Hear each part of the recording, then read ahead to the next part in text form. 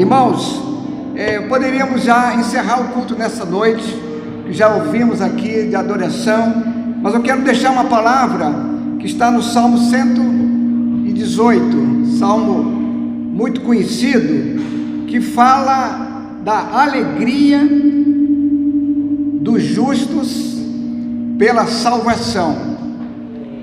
Nós não temos uma dimensão exata do que o salmista vivenciou naquela época,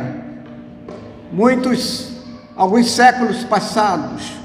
Este salmo, ele fala de uma alegria assim, muito entusiástica. Nós não temos essa dimensão. Hoje é muito comum da gente ouvir alguns pastores dizendo que Deus mudou de endereço, e a verdade é que naquela época a presença da Arca da Aliança no templo simbolizava a presença do Senhor, e eles tinham uma alegria muito grande quando adentrava nos templos. Mas hoje, como falei, Deus, Ele habita nos corações através do Espírito Santo. Ele não está mais localizado, ou seja, simbolizado por nenhuma figura, a não ser o nome do Senhor Jesus Cristo. E aqui, este salmo, na verdade, é um hino de adoração a Deus. Este salmo, ele fala de ações de graças pelo livramento dos inimigos, e é uma canção para todo o povo.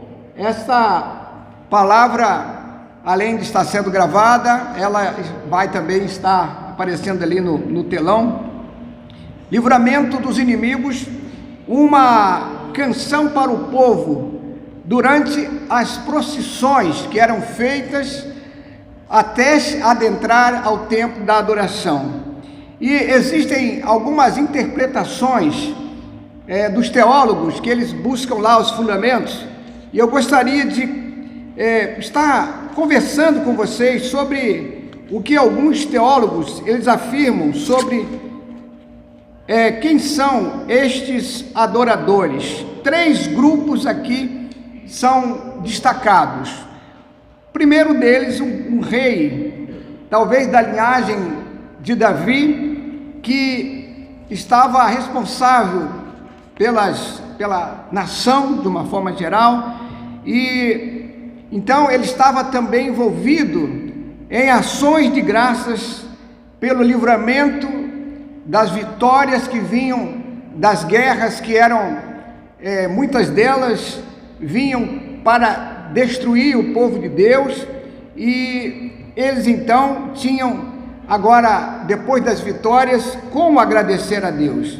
Segundo, Israel celebra, a nação era convocada para adoração, festas que eles gostavam de fazer. Se há um povo que gostava de festas, era o povo de Israel. E eles então tinham um período que celebravam a saída lá do Egito, e onde eles passavam algumas vezes 7 dias nas cabanas. Isso é muito importante. Então eles celebram aqui o livramento das batalhas. Segundo lugar, as festas eram comemoradas, principalmente a saída maravilhosa do Egito e a vitória sobre os povos inimigos, muitos deles muito ferozes, como os cananeus. Em terceiro lugar, os judeus também, que estavam saindo dos exílios, que quantas vezes eles eram levados como prisioneiros, e eles então celebravam o fato de se livrarem dos seus inimigos. E isso aconteceu também, provavelmente. Este salmo pode ter sido aqueles momentos onde está registrado no livro de Esdras 6,16. da dedicação dos muros que foram reedificados, que deram tanta mão de obra e tantos inimigos tentaram impedir, mas eles, pela mão do Senhor, saíram e reconstruíram. A gente vai encontrar essa referência em Neemias capítulo 12, 37 ao 43. Mas o cântico usado em ações de graças pelo livramento nacional, isto é um fato que está bem explícito, está bem informado aqui neste salmo. Há indício também no Salmo 118, 19, versículo 20 e 27, indício de descrição à festa das cabanas, que já mencionei aqui, está registrada em Levítico 23, capítulo 23, 33 a 36, 39 ao 44. Durava então 7 dias, onde eles estavam ali vivendo em tendas, em tabernáculos, a saída de Israel da cidade do Egito em direção a Sucote, uma região que havia naquela proximidade. Há 3 grupos aqui mencionados neste Salmo 118. Eu quero ler o versículo de 2 até o 4, aliás, do 1 até o 4, diz assim: deem graças ao Senhor, porque Ele é bom, porque a sua misericórdia dura para sempre. Diga, pois, Israel, sim, a sua misericórdia dura para sempre. Diga, pois, a casa de Arão, sim, a sua misericórdia dura para sempre. Versículo 4, digam, pois, os que temem ao Senhor, a sua misericórdia dura para sempre. Percebe então 3 grupos de adoradores que estavam ali com uma atitude de agradecer pelas bênçãos do Senhor.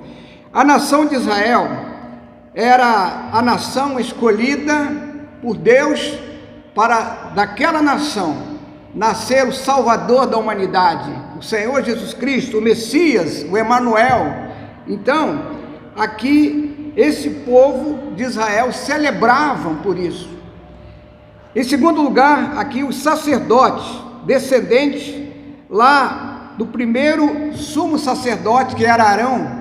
Essa linhagem de sacerdotes também foi postergada por muito tempo, e assim eles puderam tinham a incumbência muito importante de cuidar das coisas do templo, e eles também se destacam nesse salmo como adoradores.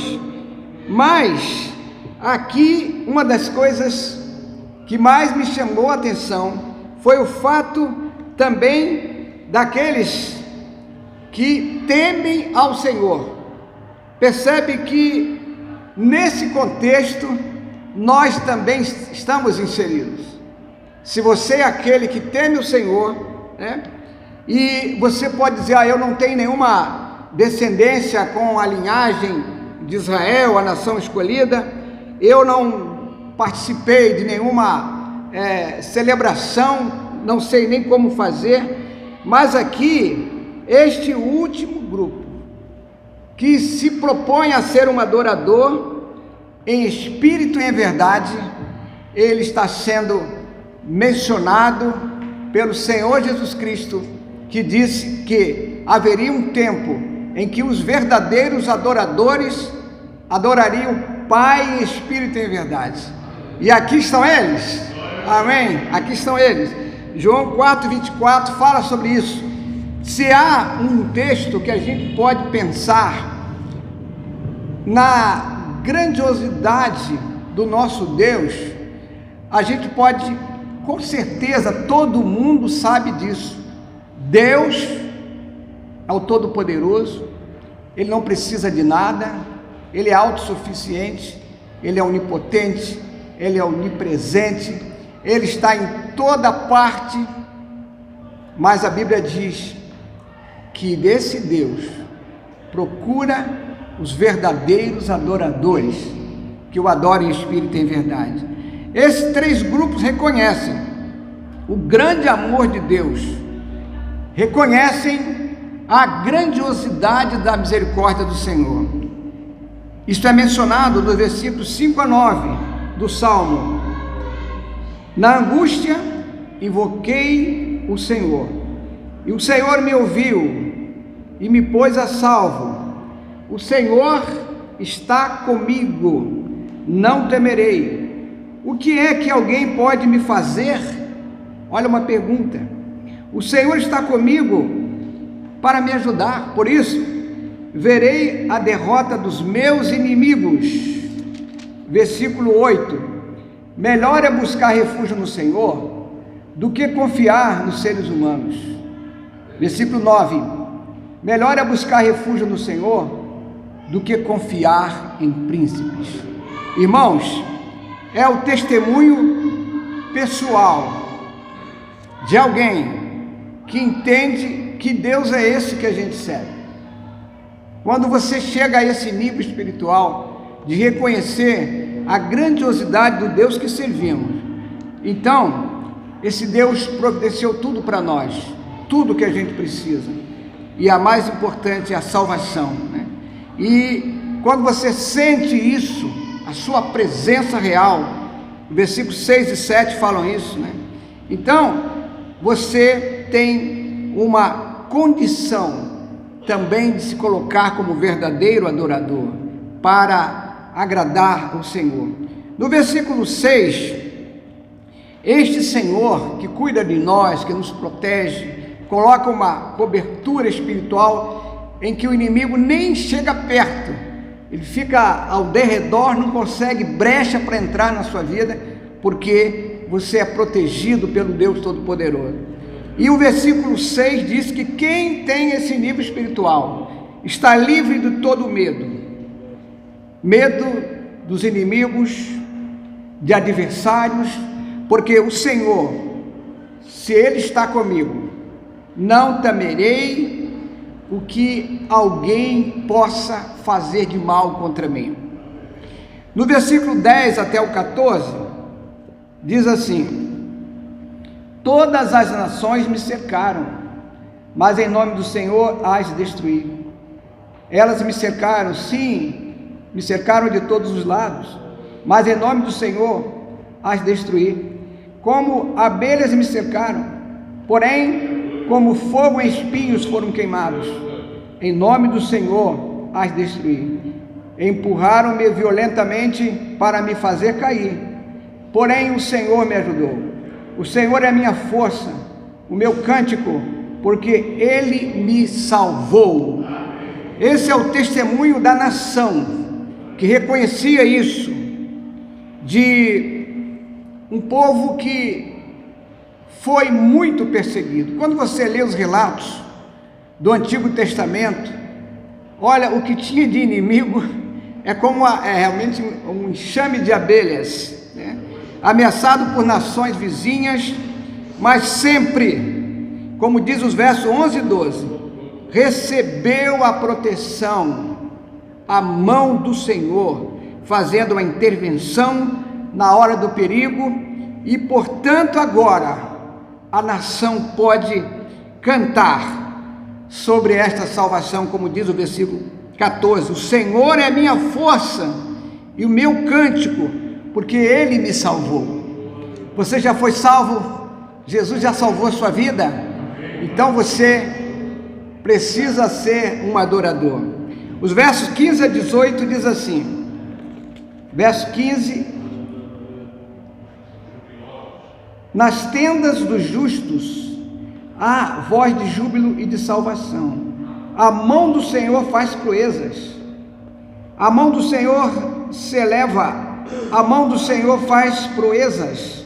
17: não morrerei, pelo contrário, viverei e contarei as obras do Senhor. Versículo 18 diz assim: o Senhor me castigou severamente, mas não me entregou à morte.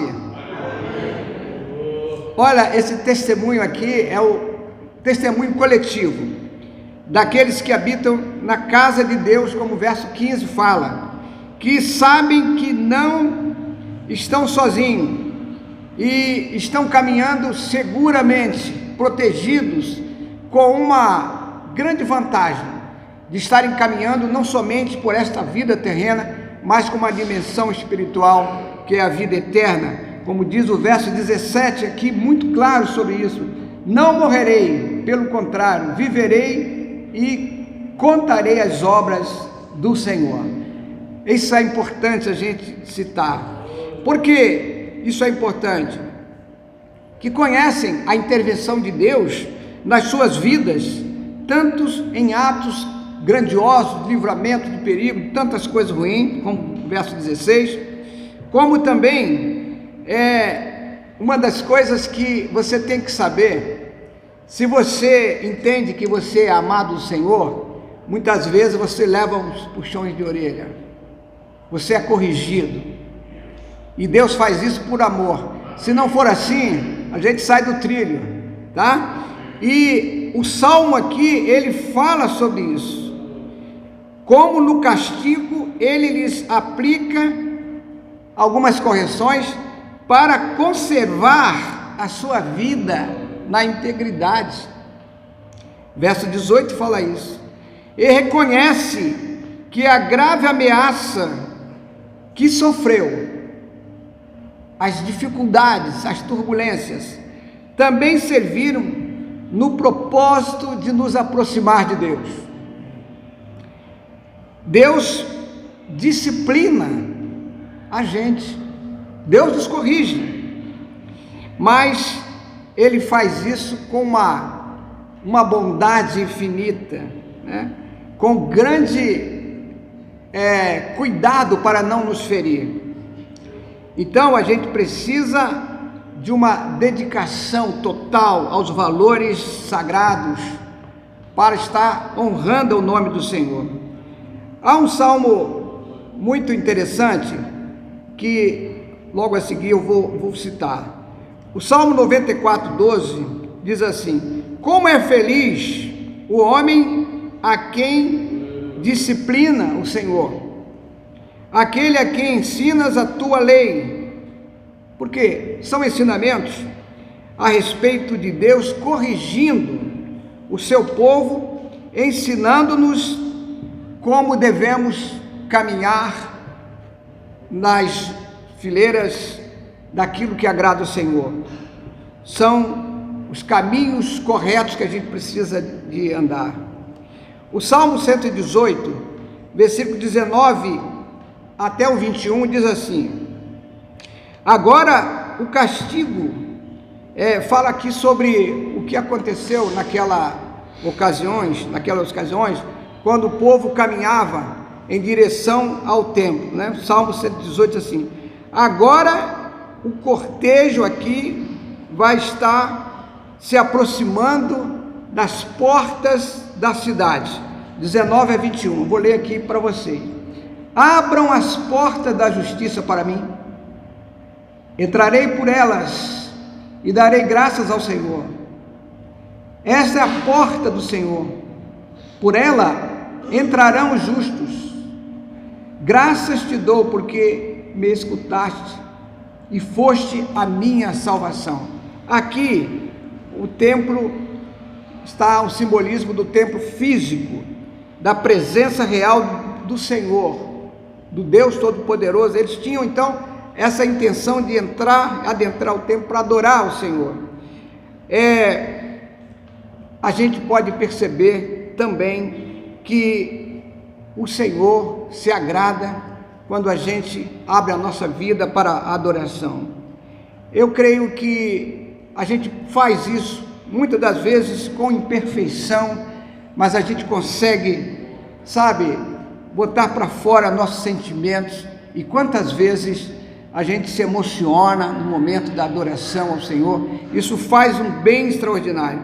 E aqui nesse versículo 19 a 21, eles tinham esse prazer enquanto caminhavam em direção ao templo. Versículo 22 e 23 diz assim: a pedra que os construtores rejeitaram, essa veio a ser a pedra angular. Isto procede do Senhor e é maravilhoso aos nossos olhos. Esses versículos aqui falam da pedra que os construtores rejeitaram. Procede do Senhor e é maravilhoso aos nossos olhos. O povo de Israel, desprezados pelos outros povos, por sua pequenez. Se você observar a nação de Israel, é um território muito pequeno, muito simples, e exato, é pouca a extensão territorial, e eles eram desprezados por isso, pela sua pequenez. Se você também for fazer uma pesquisa entre os filósofos, eles também foram criticados severamente, como os filósofos chegaram a dizer que o povo de Israel era um povo de mente fechada. Mas aqui fala de uma pedra gloriosa do edifício das realidades espirituais. Está apontando para aquele que veio ser o nosso Senhor, o nosso Salvador, Jesus Cristo. Perseguido pelos líderes religiosos, Jesus ele teve no seu ministério muita oposição, principalmente um grupo chamado dos fariseus, foram cruéis com o Senhor Jesus. Também um outro grupo que era muito crítico e perseguiu mesmo o Senhor Jesus Cristo, os líderes civis. Também os oficiais romanos foram muito cruéis com o Senhor Jesus Cristo, mas Ele é o Senhor de nossas vidas.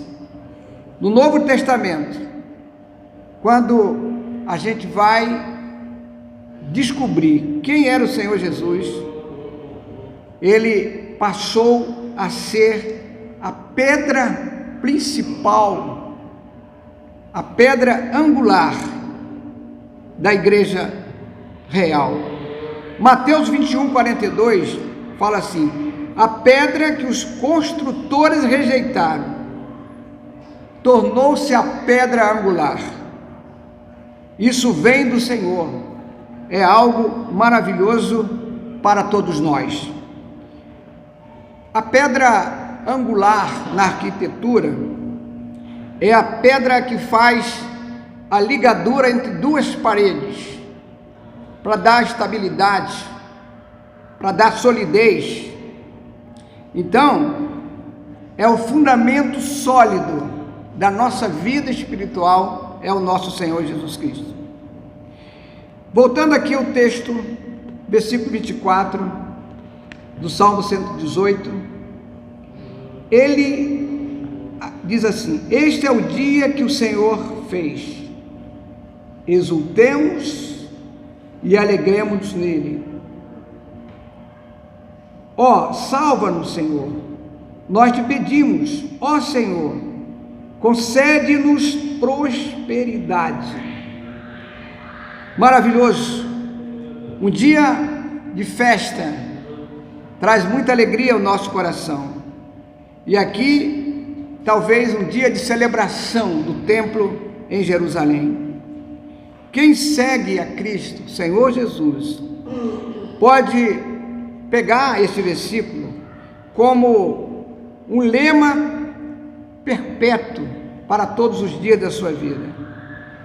A ressurreição de Cristo, o dia mais importante para todos nós, o dia que Ele venceu a morte, e a gente tem que regozijar pelo que o Senhor Jesus fez por todos nós.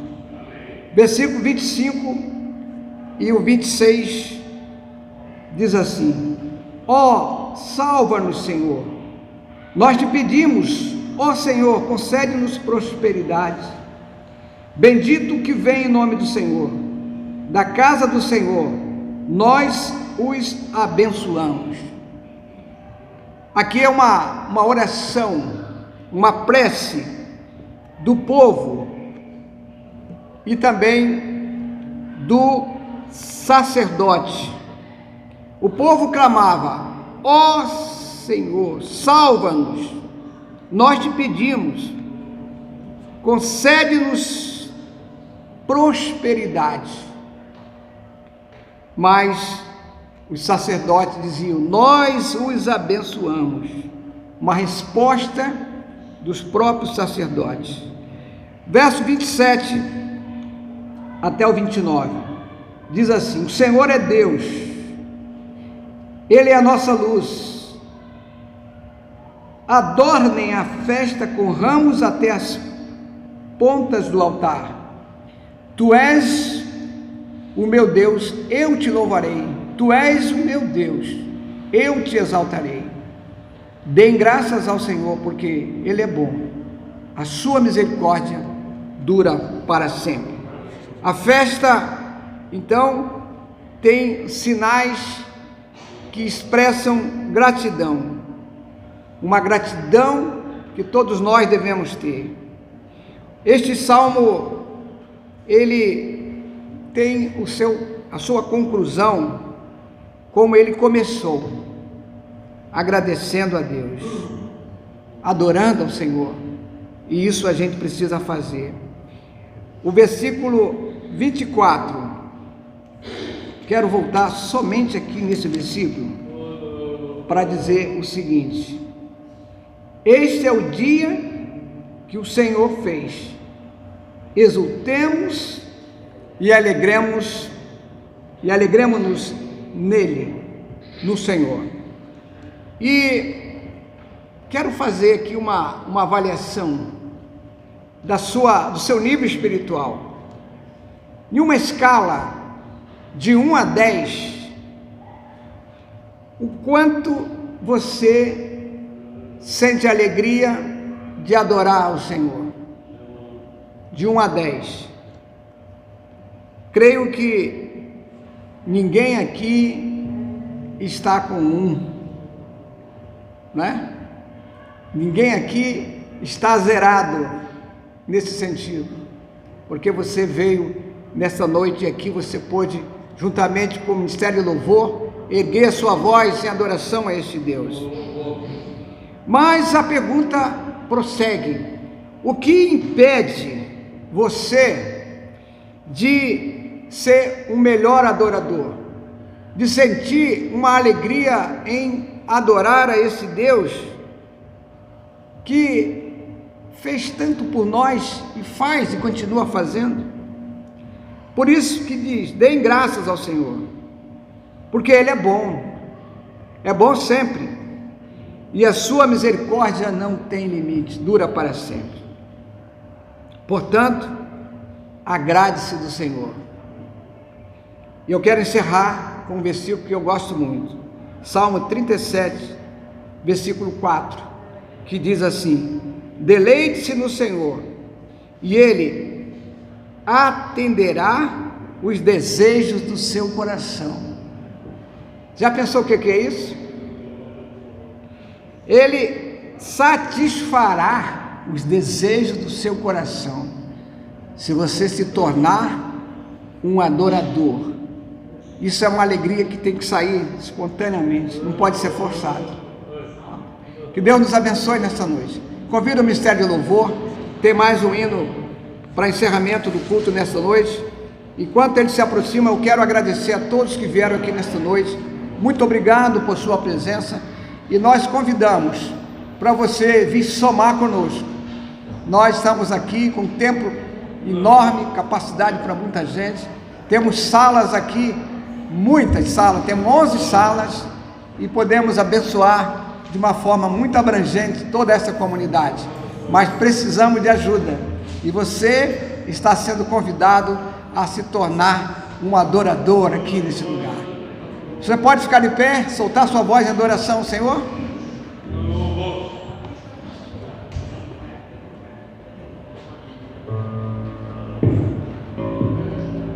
Glórias a Deus.